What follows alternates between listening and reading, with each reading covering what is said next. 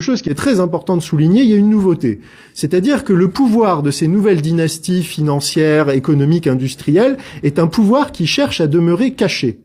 Et ça, c'est très important de le souligner, parce que autrefois, toute personne qui avait du pouvoir, de l'Antiquité la plus ancienne jusqu'à, on va dire, la Révolution française, ou en tout cas l'ère moderne, les gens qui ont du pouvoir veulent que ça se sache.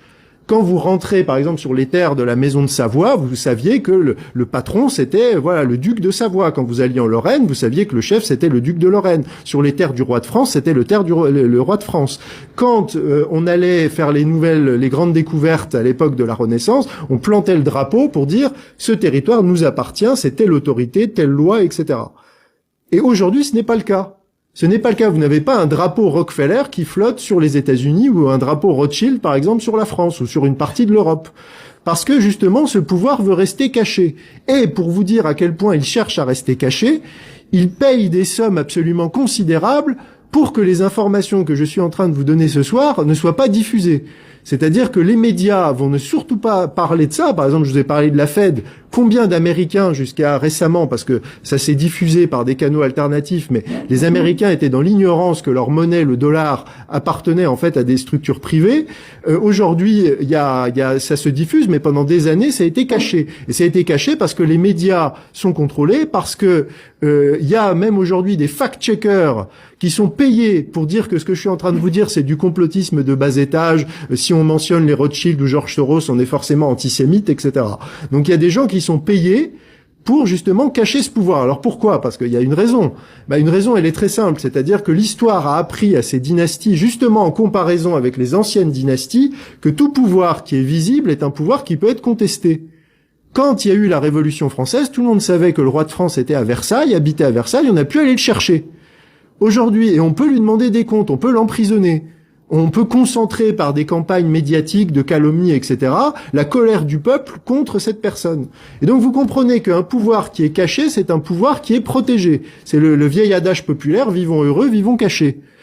Donc ce pouvoir cherche à demeurer absolument caché pour ne pas être contesté. Et vous comprenez que notamment les politiques servent en fait ce projet, c'est-à-dire que les politiques, et je vais le détailler dans quelques instants, en fait les politiques sont le fusible et sont les gens qui vont concentrer la colère du peuple, vont être la partie visible, les gens avec qui on peut aller faire des concerts de casseroles, avec qui qu'on peut prendre à partie, on peut même les gifler dans la rue comme le cas d'Emmanuel Macron, etc. Mais en fait le patron d'Emmanuel Macron, il pourrait être même peut-être ce soir au milieu de nous dans cette conférence, les gens ne le reconnaîtraient pas. Parce qu'il n'est pas connu, il n'est pas visible. Donc ça, c'est une force absolument extraordinaire. Donc ça, c'est très important. Et donc, vous avez donc ces dynasties, ces grandes dynasties que je viens d'évoquer avec justement ce pouvoir caché. Alors eux ont des relais, c'est-à-dire que leur pouvoir va se développer d'une autre manière, il va se développer à travers des institutions. Alors, qui parmi vous connaît le Forum économique mondial de Davos ? Alors voilà, il y a quand même du monde dans la salle. Qui connaît le CFR, le Council on Foreign Relations? Ah voilà, un peu moins de monde. Qui connaît le groupe de Bilderberg? Voilà. La commission trilatérale? Voilà, bon, je vois que j'ai un public quand même assez éveillé ce soir. Donc vous voyez, voilà, donc ça, ce sont en fait les réseaux de pouvoir, ce sont les gens qui sont en fait où la feuille de route politique va être élaborée et les dirigeants politiques, en fait, ils vont faire l'interface entre ces grandes dynasties qui sont réunies. Alors, et on parle du comité des 300, on parle de choses comme ça qui sont vraiment tout au sommet de la pyramide. Et après, il va y avoir cette interface qui est le CFR, le Forum économique mondial, etc.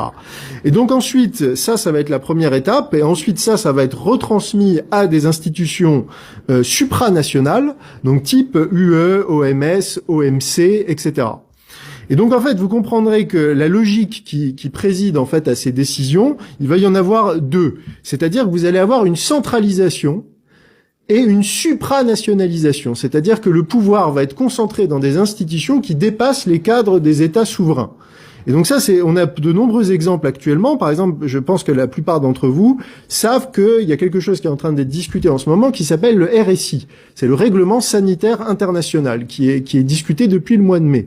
Qu'est-ce que c'est que le RSI? Ça donne la possibilité à l'OMS, en cas de prochaine crise sanitaire, de gérer en fait la politique sanitaire des États.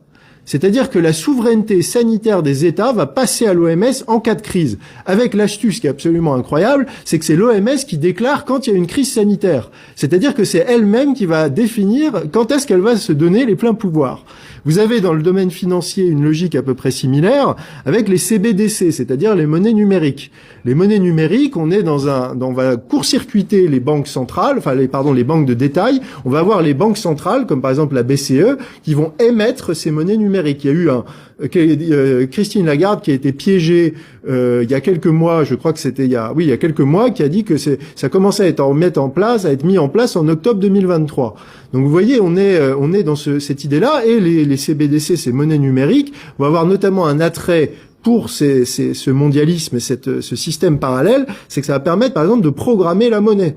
C'est-à-dire que, par exemple, on vous donnera de l'argent, mais cet argent, vous aurez, par exemple, sur votre salaire, 300 € qui sera dédié uniquement à l'alimentation, ou 150 € à l'essence. Les monnaies pourront être programmées. C'est-à-dire que, aujourd'hui, une monnaie, elle ne peut pas être programmée. 1 euro, c'est 1 euro. Mais là, on va pouvoir programmer, ça sera une capacité technique qui existera avec ces monnaies numériques. Et puis, pour terminer sur ça, vous avez peut-être vu aussi de l'OMS et de l'ONU, ils sont en train d'imposer en ce moment, à l'échelle mondiale, la sexualisation des enfants.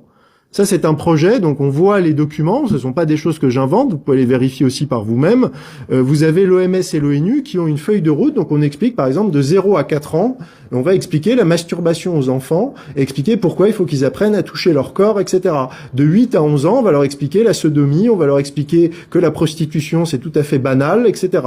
Donc ça, ce sont des choses qui sont en train d'être développées par l'OMS, par l'ONU, qui sont en train d'être appliquées dans le monde entier, à tous les systèmes éducatifs, ça c'est aux États-Unis, en Angleterre, en Allemagne, et là c'est en train de venir en France, et c'est notamment en train de venir à la rentrée. Moi j'ai quelqu'un qui m'a dit il y a 2 jours que apparemment il y a des circulaires qui commencent à arriver pour la rentrée prochaine pour relayer ce programme-là et même multiplier les heures d'éducation sexuelle qui vont être dévolues aux enfants, parce qu'ils trouvent que ça va pas encore assez loin. Donc ça c'est en train d'arriver. Donc c'est vraiment un projet transnational qui est en train de s'imposer selon les différents pays. Et ce que je vous disais sur la sexualité, moi je connais quelqu'un qui travaille dans une école en Allemagne qui m'a dit exactement la même chose. C'est-à-dire qu'en Allemagne aussi, ce projet se met en place avec les mêmes directives, les mêmes circulaires, etc.